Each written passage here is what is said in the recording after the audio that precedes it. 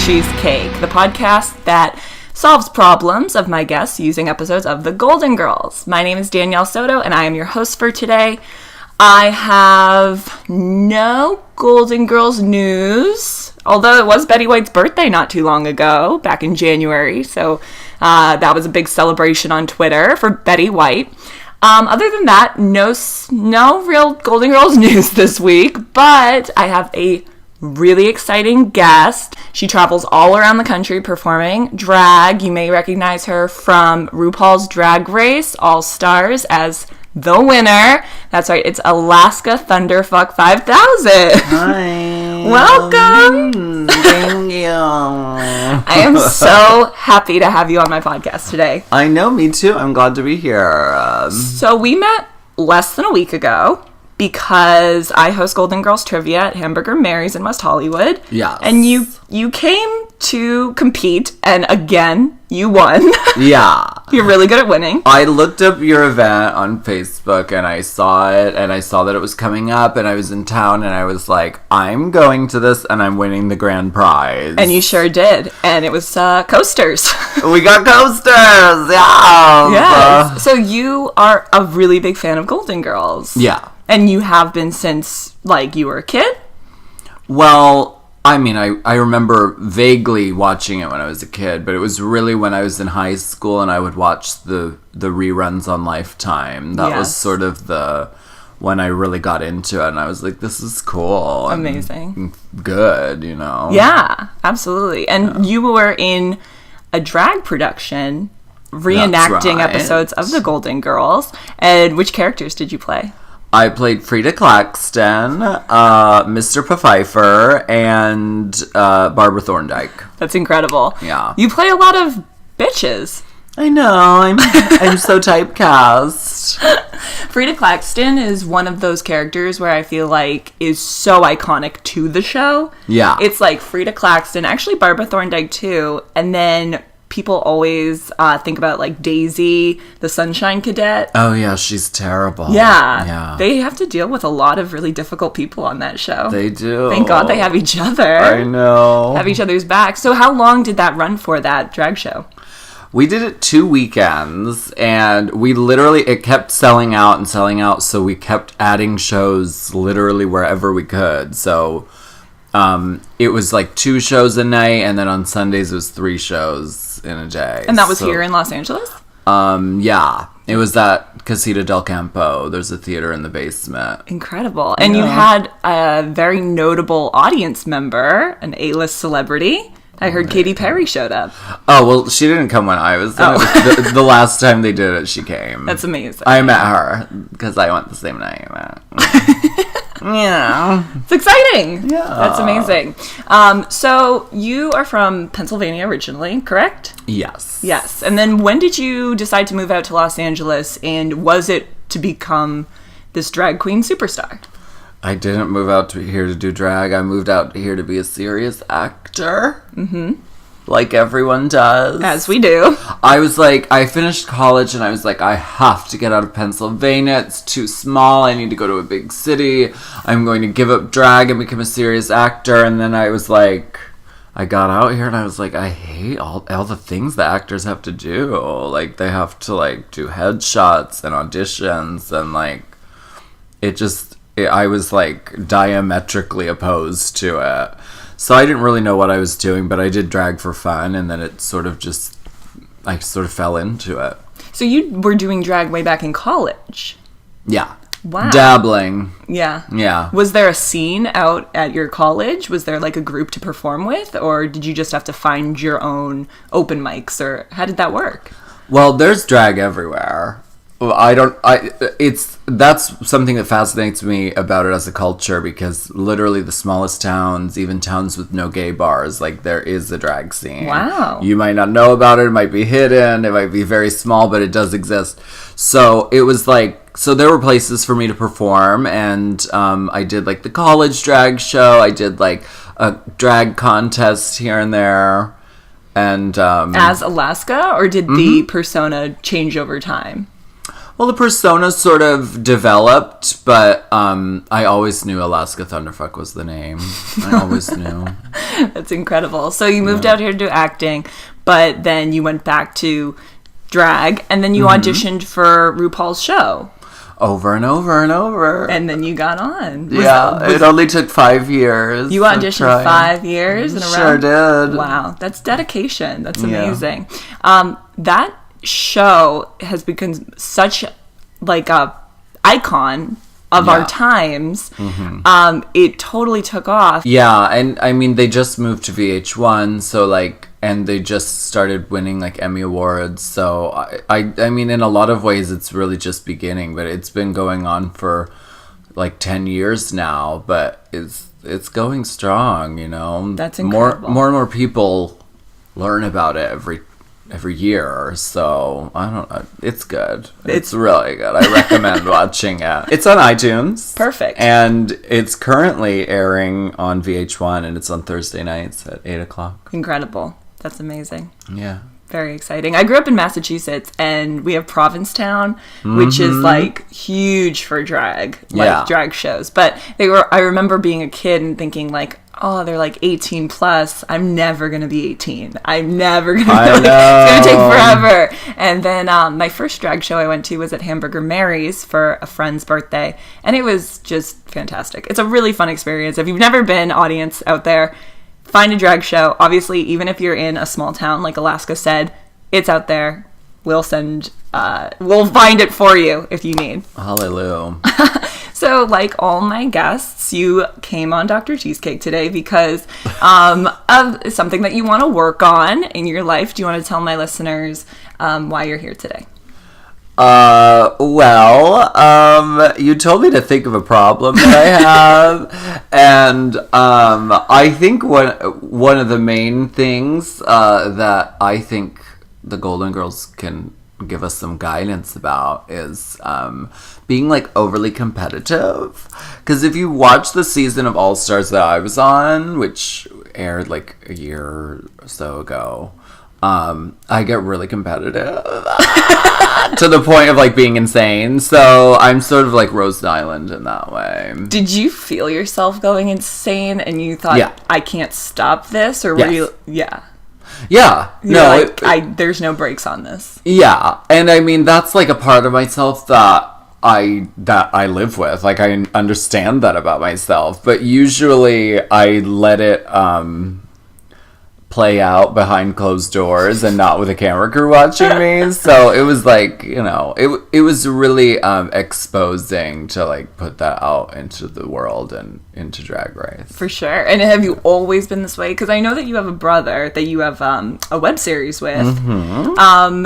And so growing up with siblings, were you really, is that where the competitive nature originated from?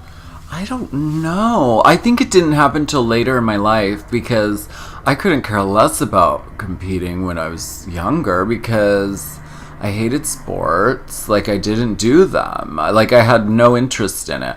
But I think it was later, once I started to like come out of my shell a little bit, that I was like a little bit Rose Island-y about it. Amazing. Yes. So it obviously helped your career because I guess you were on a competition show. Yeah. So that helped. So when you say it was really an All-Stars where you began to like feel yourself kind of spiral out of control with the competitiveness, it wasn't on the season 5 that you were on? Right. It was. Wow, interesting. Do you feel like the stakes were raised and that's what elevated you? Yeah. Yeah, because when I was on season 5, it was sort of like I didn't even imagine that I had a possibility of winning. So I just sort of had fun with it. Wow, that's interesting. What made you feel that way? Was it just the other people had more experience? Well, my boyfriend won the year before, so I was like, "There's no way that like no matter what, there's no way I'm going to win this." So I sort of just enjoyed the journey and like went through it, and it was, you know, it was great. And my friend Jinx ended up winning, but when it came time for All Stars 2, it was like the pressure was immense, and I let it get to me, I guess. So So do you feel like the next time you enter a competition, you're not sure how you will react to it? You want to make sure that Rose Nyland helps you today with, like, kind of reeling it in? Well, now now it's a part of me, and, like, I own it. Like, I understand it, and I'm not afraid of being exposed. Mm-hmm. So it was, like, when all that stuff happened on All Stars, it was, like, it was extremely scarring for me at the time, because it was, like, I was exposed, and people started calling me a snake online. It was, like, no. This is, like... And it was extremely difficult, but going through that, it was sort of like, you have to go through that terrible, like, facing of that. You have to be faced with that in order to, like, grow from it. Sure. And so now I see it as part of who I am. Mm-hmm. So, like, no, if I ever was in a competition like that again, like, I would, I would own it and be like, no, I'm super crazy competitive. Well, that's not unlike Rose Nyland, because so the episode that we chose today is called The Competition. It's from season 1. It's episode 7, so super early on in the series. And this isn't even close to the last episode where Rose goes crazy with competition. No, ma'am. So we just happen to pick the first one, but by no means does she necessarily learn her lesson. So we picked this episode, but before we get started, you do have a birthday in less than a month, and I got you a little birthday present, and I want to give it to you. Oh no, really? Yes. What? Okay. It's just a little something. Oh, thank you. Use it in good health. Should I open the card first or the thing first? It's up to you. I guess the thing. You're already opening the thing. I'm already opening the thing. This is so gorgeous. Enjoy. It's a gold framed poster of the Golden Girls holding all of their Emmy Awards. I'm, like, showing it to the microphone as though you can see it. This is so cute. Oh, enjoy Thank it. You. Absolutely. Of course. This is so nice. They all deserve those damn awards. Yeah. Fun fact about the Emmy Awards, the only 3 shows in existence where all the ensemble cast won Emmys is the Golden Girls, All in the Family, and Will and Grace. Aww. Can you believe it? One of 3 shows in all of history. Oh, they did so good. Yes, very well deserved. Also, one of my favorite award speeches ever is Rue McClanahan winning her Emmy. It's so good. I'll play a clip. My mother said to me once, some agents had just turned me down. They said I wasn't photogenic and that I would never work on television. That was in 1960. And she said to me, oh, Eddie Rue, for heaven's sake, don't you know every kick's a boost? And I've remembered that over the past 27 years. There've been a lot of kicks, and there've been a lot of boosts. I'm not going to mention the people who gave me the kicks, but you know who you are.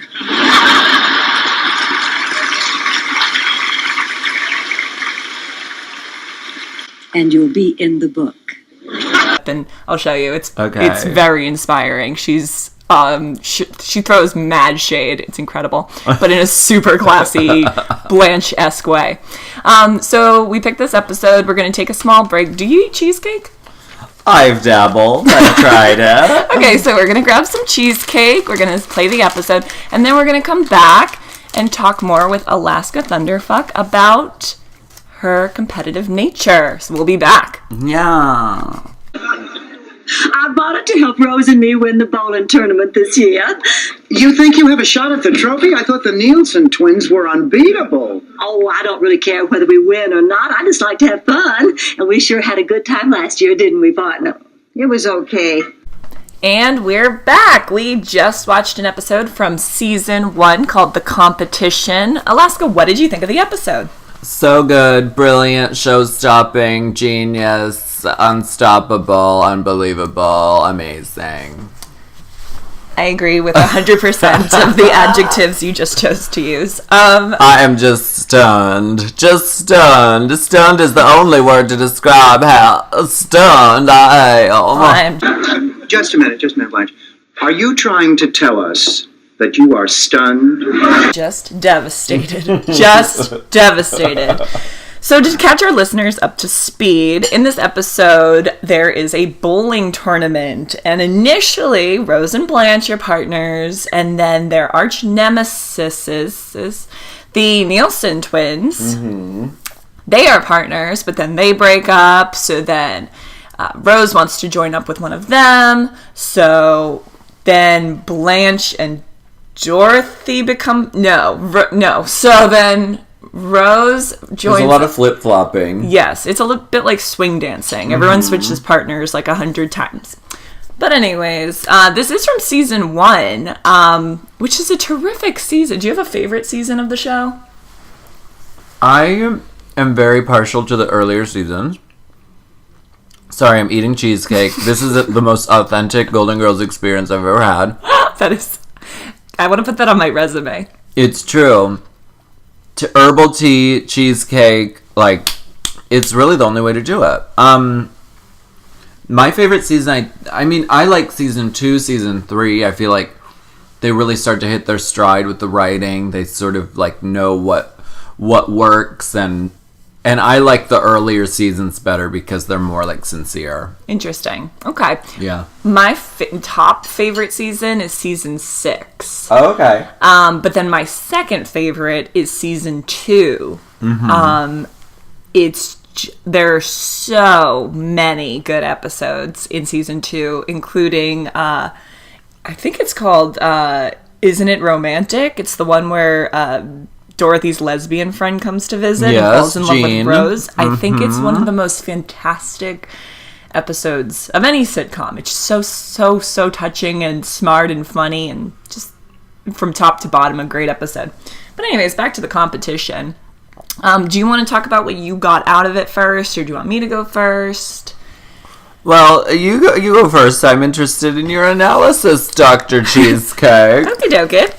So, what I wrote down was basically, well, first questions about your experience in relation to, or to see if your experience is parallel with Rose's experience. So there's a part of this episode where Rose kind of throws Blanche under the bus. They're at the bowling tournament, and it's coming down to the wire, and Blanche has a tendency to choke. And this is something that Rose is aware of already. My question for you is, do you know of your competitors' weaknesses, and have you been known to exploit those? Oh my god. See, I'm not that bad. I don't think I'm that bad. So yours is just from like a personal standpoint, you don't bring anybody else's weaknesses into it? I hope not. Oh my god. She's savage. Yeah, she's vicious. It's also funny because maybe it's because this is season 1, but this Rose reminds me a lot of Sue Ann Nivens, which was her character on Mary Tyler Moore, especially where she tells Blanche the shirt looks better on someone with a full bust. Oh, don't worry about it, honey. Nobody will notice. It looks so different on a woman with a full bosom. Oh my It was god. such a Sue Ann Nivens line. Yeah. And the relationship that Blanche and Dorothy have on the bowling alley is very Maude and Vivian. Anyone who has ever competed understands what you're going through. So listen, sweetheart, if you don't feel like bowling, you don't have to. Oh, good. You just hold on to the ball and I'll throw you down there. Which was from, of course, when they were on the show Maude together. And I don't know if it's because they're just like, that was the last time we did television on like, I mean, they were on like Mama's Family and stuff, but I feel like they're reverting back to old characters, or at least pulling out certain traits to apply to these new characters. Yeah, that's totally true. You feel it too? Yeah. Yeah. Yeah, I love it. Me too. So good. The show. Also, let's see what else. So they also use this sneaky tactic where Rose and Sophia wear the shirt that Blanche is wearing. They get like her cute black and pink bowling shirt. They look like the pink ladies from Grease. Oh my gosh, they do, yes. So adorable. And they're doing that with the intention to throw Blanche off of her focus. Now, have you done things in the past with your competitive nature to purposefully distract one of your competitors? I hope not. But I think that would be such a good outfit for like a trivia team, though, to wear. That is a good outfit. I think it'd be pretty easy to get made too, because you just go to a bowl, like a shirt place. Yeah. And get like the pink. I'm doing. Watch out! I might do it. I might be a tactic at the next trivia. That's an incredible idea. We had a team last time. They were called Behind These Hazel Lanais, and they made shirts, and they were adorable. Talk about competitive nature, though. Jackie, who was there on my team with me, she was trying to get in a fight over a technicality over one of their answers about Buffalo. And if I'm being 100% honest, I agreed with Jackie. I agreed with Jackie too, but I was also like, this is where Jackie was being more competitive than me, because I was like, girl, just let them have it. Like, it's fine. We don't need to get in a fight. What was funny too is that they were very far behind in points, so I knew if I even gave it to them, it'd be fine. It wouldn't affect you guys. God. But if it had been close, that would have been a different story. It could have been a tiebreaker. The question was, Blanche's relative is from outside of Atlanta. Where is she from? And the answer is, of course, Buffalo. Right. They wrote New York. Which is, and then Jackie goes, you could have written Planet Earth. By that logic. And they're like, oh, that's not the same thing. But in the episode, it's like, Blanche says, wait, where is she from? And Dorothy, looking at the paperwork, goes, the woman your great-grandfather married was born, well, outside of Georgia. How far outside of Georgia? Buffalo. It's very... The tiebreaker could have been, what was her name? Do you know her name? The name of the aunt? Mm-hmm. I'm sure that I do. Wait. I know. Do you know it? Yeah, Feldman. Oh, yes. I'm yes. a Feldman. Diddle, deedle, diddle, If this is too inside baseball, sorry. But if you're listening to this, you should they know it. They know it. So, in the competition... Okay, so you have not resorted to, like, distract... You're competitive in the way of, like, I need to do better. Like, you put more pressure on yourself? Yes. Yeah. That definitely sums me up, yes. Mm-hmm. However, I mean, going back to trivia night, I had a Rose moment because Jackie was there and she was insistent about one of these questions, and I knew the answer. Was it Gettleman? It was the Gettleman question, which is the only question we got wrong. I mean, I'm just saying, but... So that question was one of the Golden Girls, it was a category about the actresses, and it was one of them has shortened their name, their married name, to use as their stage name. The answer was Estelle Getty was originally Estelle Gettleman. Yes. And I knew that only by process of elimination, because I knew B. Arthur's real name was Bernice Frankel, so like her whole name was a stage name.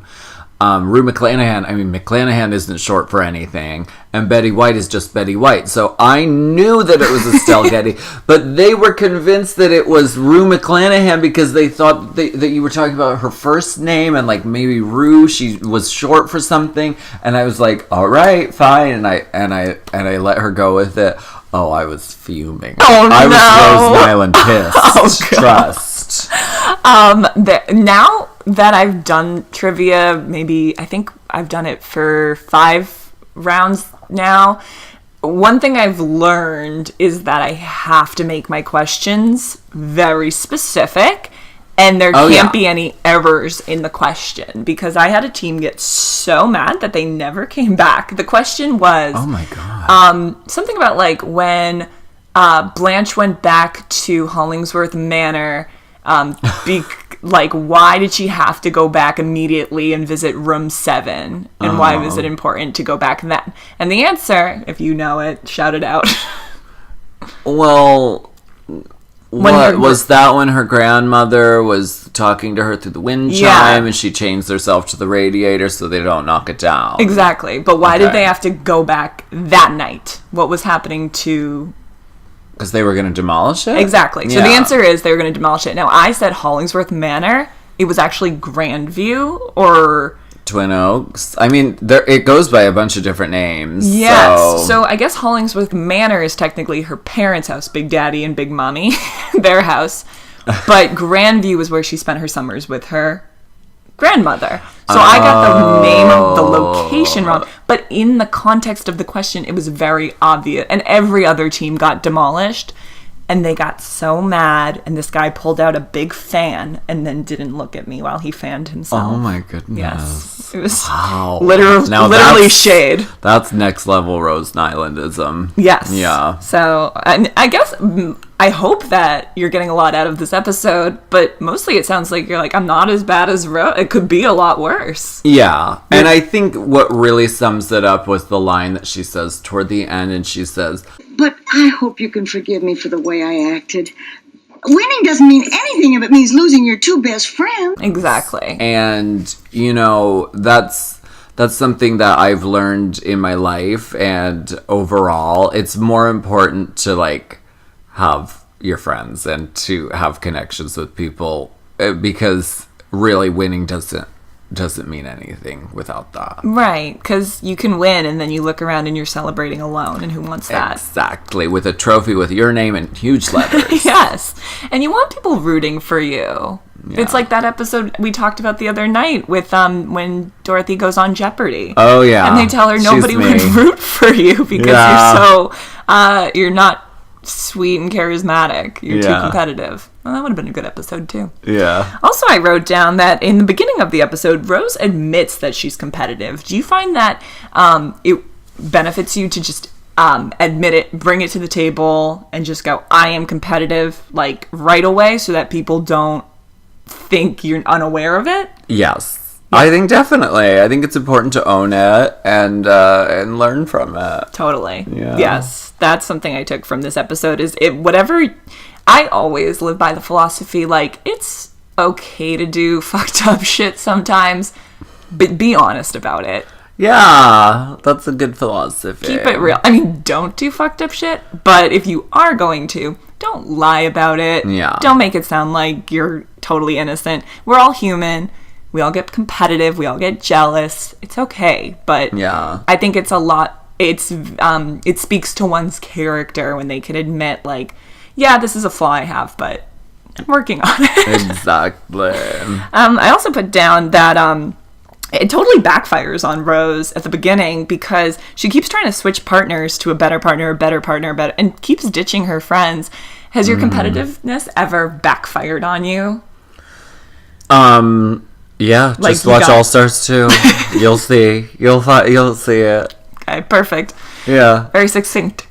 Yeah. So moving forward in your life and your competitions of any nature, whether they be drag or Golden Girls related, what are you going to do to not get the people on your team to hate you or get the other people to hate? Like, moving forward, what have you learned from the Golden Girls in this episode? Well, I think the overall thing is to enjoy the journey and enjoy the process as much as you can, because really it's not just about winning or losing, because if you enjoy the journey, then, you know, there's no such thing as losing. Oh, know? That's perfect. Yeah. That was perfect. Thanks. You're welcome. Also, it's too bad because we don't record while we watch the episode, but something very funny came out while we were watching. Blanche and Dorothy wake up at 6 a.m. to go play, go practice. Yeah, what is with this bowling alley? Okay. And in the next shot, they show the establishing shot of the bowling alley, and it says on the sign 24-hour bowling. So I'm just wondering, like, okay, Blanche and Dorothy are getting up at 6 in the morning to go bowling. And on the way out the door, they run into Rose and Sophia, who are returning from bowling. So theoretically, they got up at 4 in the morning at the latest, right, to go bowling. So, like, because it's not next door to their house, they had to drive there. Who's at the bowling alley at 4 in the morning? Like, I don't know what kind of shifty characters are hanging out at the bowling alley at 3 or 4 in the morning. Well, the beautiful part of it was you were like, Alaska was like, it's 4 a.m. It must be 4 a.m. What is this, a 24-hour bowling place? And then in the next shot, it says bowl 24 hours. I guess. Does that exist? I have no idea. I feel like it would be a nightmare. Is Miami one of those 24-hour? Because Boston's not a 24-hour city. No. LA's kind of a 24-hour city. Certain spots, yes. Yes. I don't know about Miami, and I certainly don't know about bowling alleys. I've never heard of it. Listeners, please, if you've heard of a 24-hour bowling establishment, please prove us wrong. And please shut us down. Please go there at 4 a.m. and report back.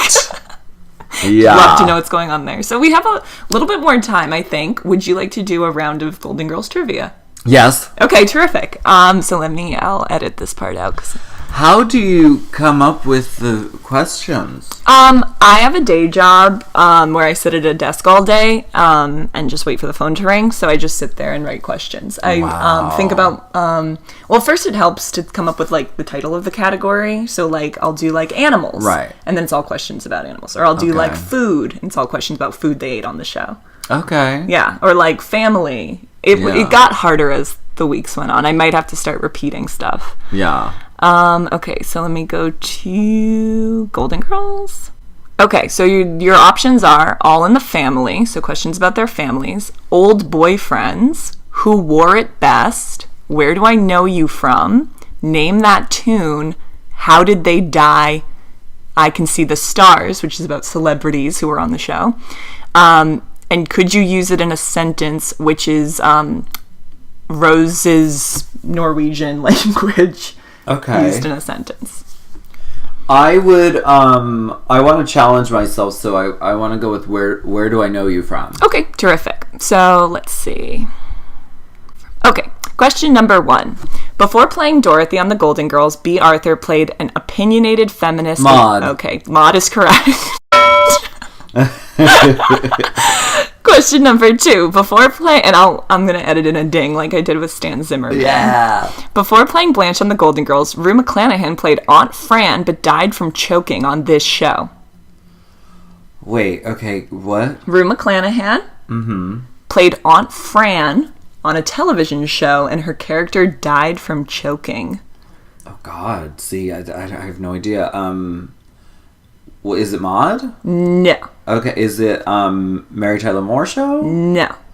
Is it All in the Family? No. But she did play a swinger on All in the Family. Wow. Is it Mama's Family? It is Mama's Family. Oh, okay. See, it's like one of those. Like they were all on one of those. You did say this is going to be a challenging category. That's so a hard far, one. So good. Yeah. You'll know this one. Before playing Rose on The Golden Girls, Betty White played the neighborhood nympho Sue Ann Nivens on this female-driven sitcom. Mary Tyler Moore. Correct. Yeah. Number 4. Before playing Sophia on The Golden Girls, Estelle Getty was coming off playing Harvey Fierstein's mother in this show. Torch Song Trilogy. That's correct. That's a really hard one. Good job. Yeah. Okay, so number 5. Estelle Getty has played the character of Sophia Petrillo on The Golden Girls, an episode of Blossom, and 3 other shows. 1 point for every show you can name. She's played Sophia on 3 other shows. Yes. Well, probably Empty Nest. Correct. Okay. Jeez Louise. You know, I don't know. Do you want a hint? Yeah. Okay, so they're both spin-offs from The Golden Girls. Well, I mean, Golden Palace, does that count? Yes, it does. Okay, alright. And... Nurses. Oh, Nurses was the other one. Nurses was the other one. Oh my goodness. Cool. That was great though. Where are we on? Number 6. In 2010, Betty White joined the cast of this TV Land original series starring 3 fellow veteran sitcom stars. Hot in Cleveland. It was Hot in Cleveland. Did you ever watch that? I watched it a little bit. It's very funny. Yeah, I love it. It's very watchable. I saw a live taping of it when I wore this t-shirt when I was there. Oh my god. Yes, it has Betty White on it. And I'll show it to the microphone like you did with your picture.